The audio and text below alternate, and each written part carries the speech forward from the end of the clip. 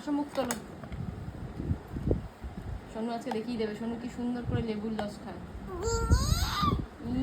নাও কেমন খেতে?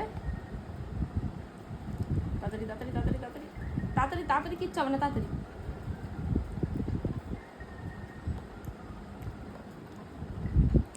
এসো না, মিষ্টি তো শোনো, নে